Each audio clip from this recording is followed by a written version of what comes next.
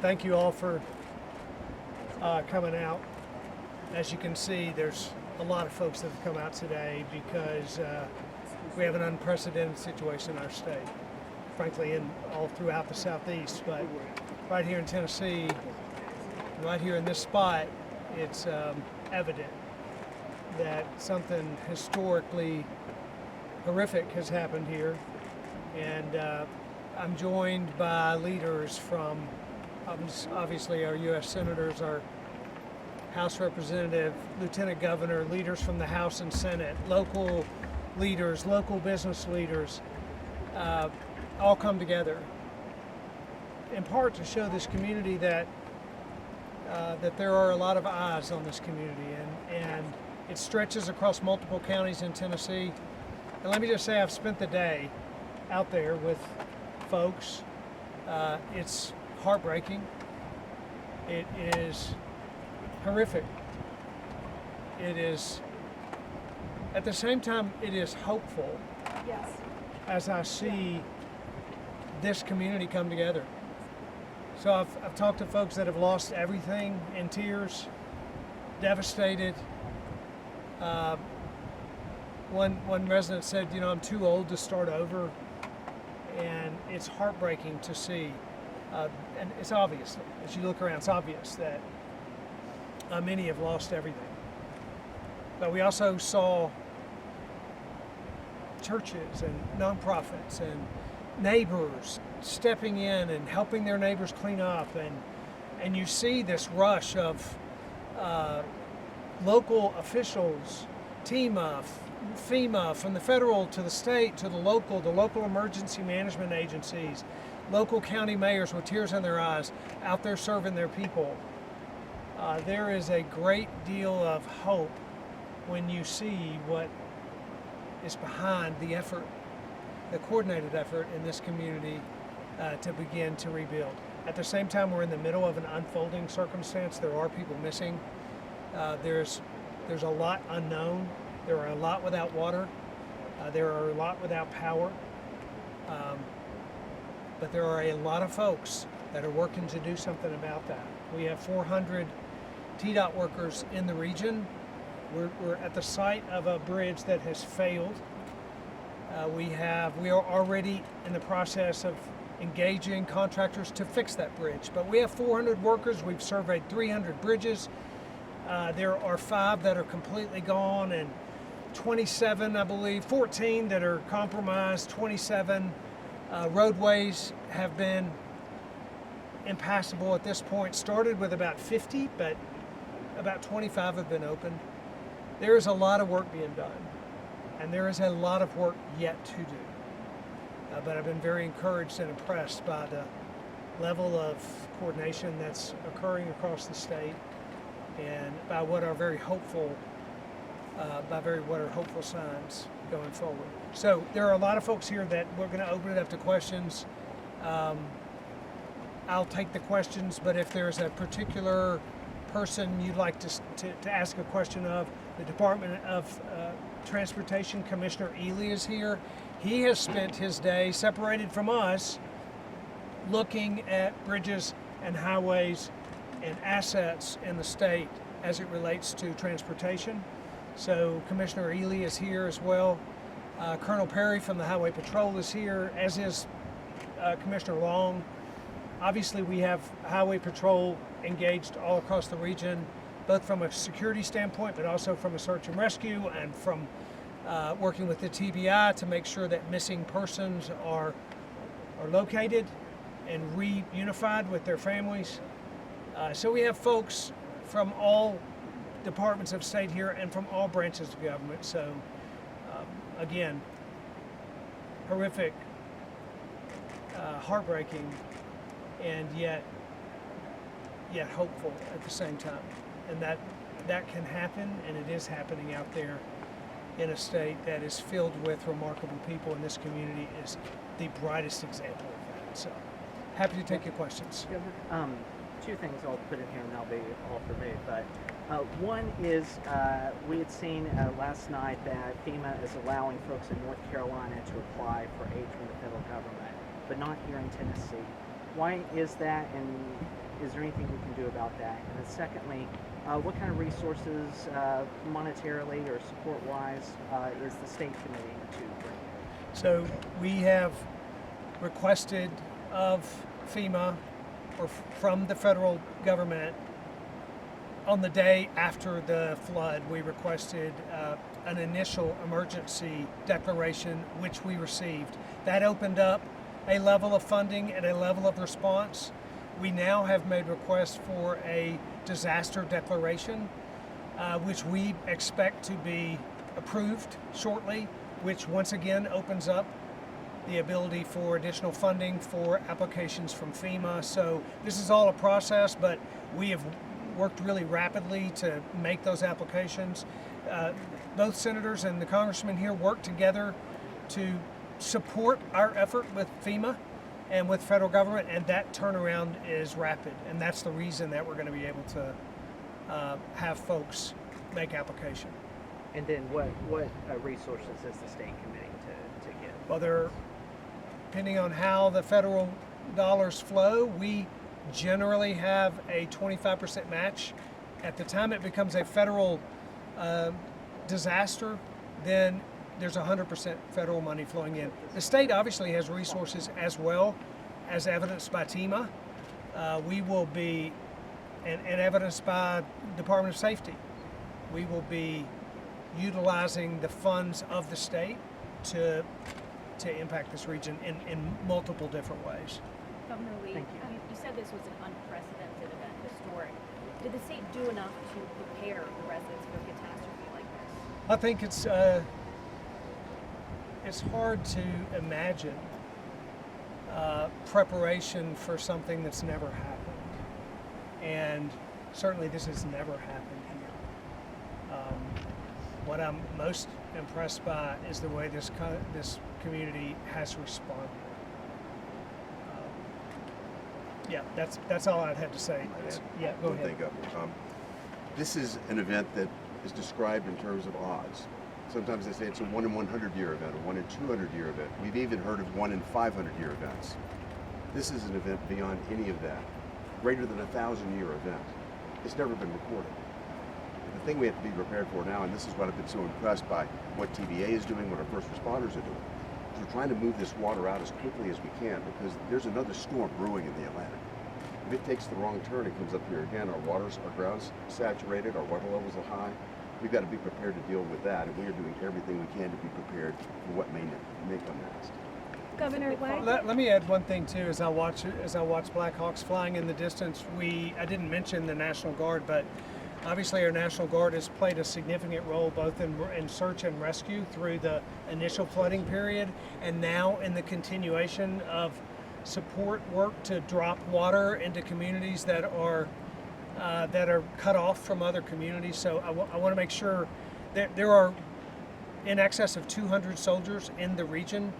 I believe we have 9 helicopters deployed in this area, so there's a significant push from the National Guard as well.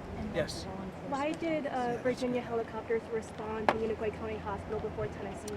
Oh, because the governor and I were communicating actually that afternoon, and we had deployed our helicopters from their locations where they were stationed.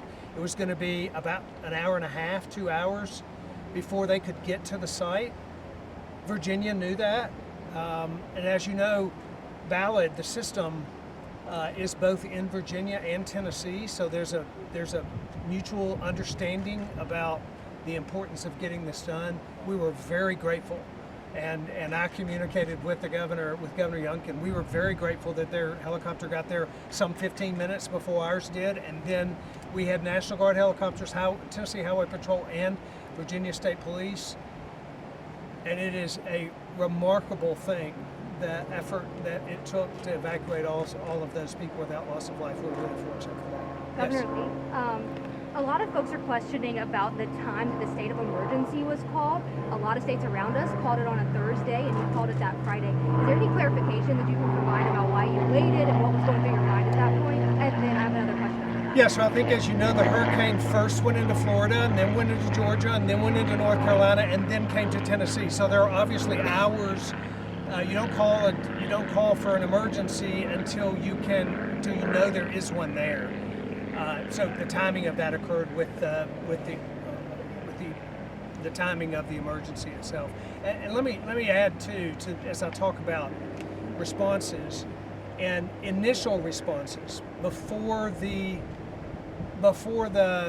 emergencies were declared. My first call about what was happening at the hospital came from a local sheriff and reached out to me, which we began the process of helicopters. In fact, they had already begun because the hospital itself, because Ballard had started the wheels moving on getting helicopters there. But local law enforcement, I can't thank them enough for their immediate response across all of the 5, 6, 7 affected counties. Our local EMAs and local law enforcement, including firefighting departments, have been incredibly well coordinated. Multiple people on Friday went to work at Impact Plastics and they never made it home. The floodwaters came and it was too late for them. Is that acceptable? And what responsibilities do employers have to their workers during times like this? Yeah, I think it's tragic. What's happened is absolutely tragic. And there are still missing persons, I don't know about from any particular business, but from all up and down this river. There's a lot unknown about what unfolded on that day, and I suppose we'll learn what has unfolded in the future. And I can't speak to particulars about a certain building, but it's tragic, and we will know more as the days unfold. I recently spoke to a family member of one of these members who was working at the factory, and they expressed the frustration of being, it's day 5 and they don't know where, what has happened with a family member, and they're questioning authorities. What is your reaction to this? It's absolutely heartbreaking to think that there is someone here in our community who's still looking for their loved one. It's But also do you think it's also acceptable it's that also it's day 5 and they don't know anything? it's a reality that when a tragedy of this magnitude occurs, finding missing persons is an incredibly difficult job. I can say nothing but positive things about the hundreds of men and women who are out there, even now, trying to find those who are missing and determine if in fact they've lost their lives or if they're just unable to be reached. The effort has been Herculean, and I have nothing but support for those officials who are out there right at this moment looking for those who may have been lost. Governor Lee, from a local standpoint, there are a lot of conflicting numbers that are going around. TMO will give us a number, and then a local sheriff will give us a number. Why is that, and are you satisfied with that type of response when there are so many people still missing and we just don't have those answers to give to these families? I think that's a really good point you make, and one of the challenges is that when there are a lot of numbers out there, then there's a lot of misinformation. It's why you see that TMO does not publish numbers of casualties until they are absolutely confirmed and appropriately confirmed. So we will only issue numbers from the state when there has been a true confirmation of that casualty. A lot of other people will report something that they might find or they might hear about or they believe to be true. We think it's important, in order to dispel misinformation, that we take the time it takes to confirm casualties before we report them. We have time for 2 more questions. We'll take 2 more. More of an Is there anyone who hasn't asked a question that would like to? Governor, yes. Speaking of going off of some miscommunications, a lot of the people here, especially where it is closely impacted by Impact Plastics, are members of Spanish-speaking communities, and they've had a hard time reaching TMA officials, and TMA officials have had a hard time communicating with them. So can you talk about any efforts? One of the spokespeople said that he didn't know that there was a Hispanic community here. Yeah, so one of the real values of coming out here is finding out what the problems are. That's exactly the reason we come. We can hear information and there's tremendous coordination. But when I walk through a neighborhood and I ask someone who's standing there by their home, what has worked and what hasn't worked for you? And we get information that is helpful for us to go back here, 3, 4, 5 days later, while we're still in the midst of this process, and say, guys, we can do this better.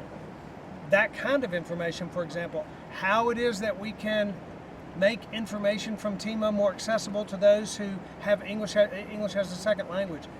It's valuable feedback. And Patrick is here, and Patrick Sheehan, the director for TEMA, and I'm sure he's right here, sir. heard that question, and you may want to. We have translation services going now, so we did not know the size of the Spanish-speaking population here when this event started, but we are aware now. We're contracting for translation services for both ways, for us to communicate with them and for them to communicate with us, should they call in. Can you talk through that effort of establishing that knowledge about them? I know they sort of did a lot of advocacy. Yeah, so we have the incident management team that we deployed here to Unicoi County, and that's who you spoke with right here, talking to the public information officer. So as we're working with Jimmy and the community here, we discover these problems, and as soon as we see that, okay, we need to get translators, we're having problems communicating, we started, I think a day and a half ago, working on getting translation services up and running. We'll take one more Well, we are question. government. From somebody who hadn't had one. Anybody? Governor, Okay, last one. any update as to when you think that they're going to get some work done on the interstate and maybe get traffic flowing out here again?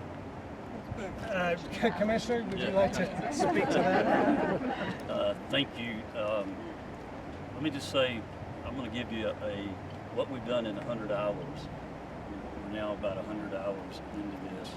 And just to set a little bit of gauge on the amount of water, the force of the water that came through here, you have to recognize that we had 1.2 million gallons a second coming through this very place we're standing. That, as comparison, going over Niagara Falls is about 700,000 gallons per second. So that gives you a little bit of a contrast or perspective on exactly what happened here. So since then, we had 47 sections of roadway that were closed down.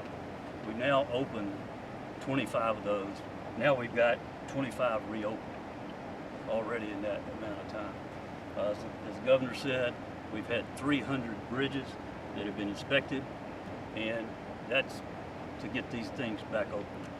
Obviously, this is going to require a rebuild, and 5 of those were totally wiped away. So those have already gone. We've got 4 already gone to contract. 4 other debris contracts that have been done now. So we've done a tremendous amount of work in the last 100 hours. We'll do twice as much in the next 100 hours, and we're going to get this done. Thank you. Can you say your name again, sir, please, one more time? and Butch spell it? Ely, E-L-E-Y. He's the Commissioner of Department of Transportation. I'll take one more. Happy? I was going to ask about impact facilities, but I think there was a lot of, there's a spotlight on this community, on that facility in particular, and a lot of family members were out here were grieving. They're, you can see the despair in their face because they don't have answers. And the biggest question is just the communication, the language barrier, because there was clearly a disconnect. And what struck me was when I heard the team officials saying, we apologize, and this was a failure on our part. That was tough to hear. How does that sit with you? I mean, I think that, again,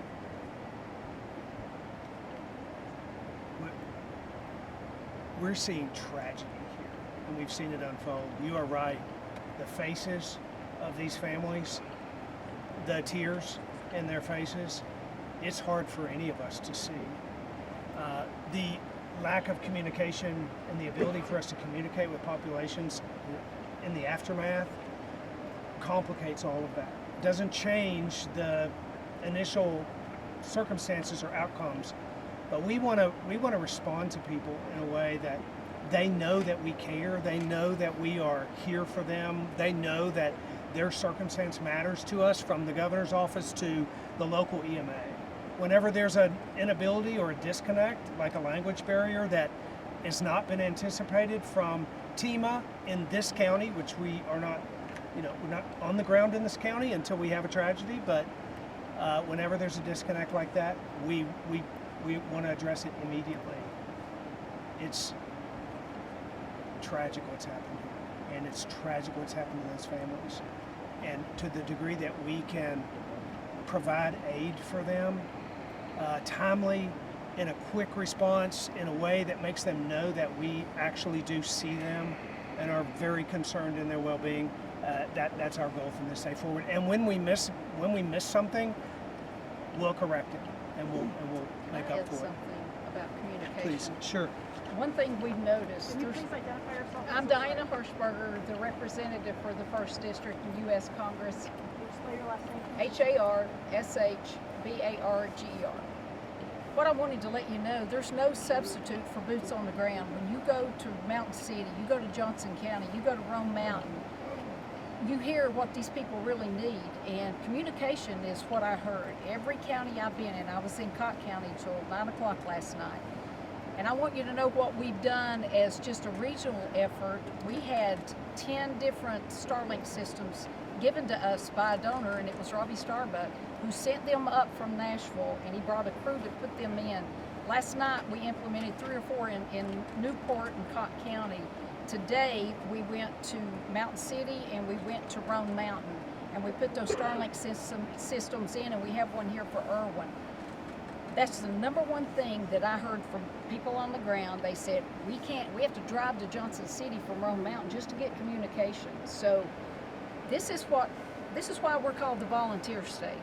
People step up, and I've gotten calls from all over the country. We have tractor and trailer loads. Johnson County said, we need water. Newport has no water. Greene County has no water. These people are stepping up. And now I heard from Patrick, the TEMA director, that they're going to have a staging facility at Bristol Motor Speedway, and we'll make sure that is out to the public, that they know what's happening, and then they'll ally from that. But it's the kindness of people who hear about our plight here in East Tennessee, and we were just happy to be a part of that, to set these stations up to where they could get out and emergency communication. The lawmakers here, do you guys? I know that you left for recess, but do you consider that there is a need to go back to Congress to do a legislation to get more appropriation for this emergency? There is a letter that Senator Haggerty and Senator Tillis, Senator Budd over in North Carolina that we have sent to Senate leadership, encouraging us to reassemble and to address this. I think until people actually physically see what is here. And of course, Saturday, the governor and Commissioner Ely, Director Sheehan, Congresswoman Harshbarger, and I had the opportunity to go through and survey everything. And then today to be on the ground. Addressing that is so important. On the issue of where to find information, on our Senate website, we have a web page, and people can go to blackburn.senate.gov/Helene. And on that page, we have put all the links, the phone numbers for county mayors. This way, for people that are needing help or people that want to come in and help, have the proper contact, where to send donations or where to engage in order to help Upper East Tennessee.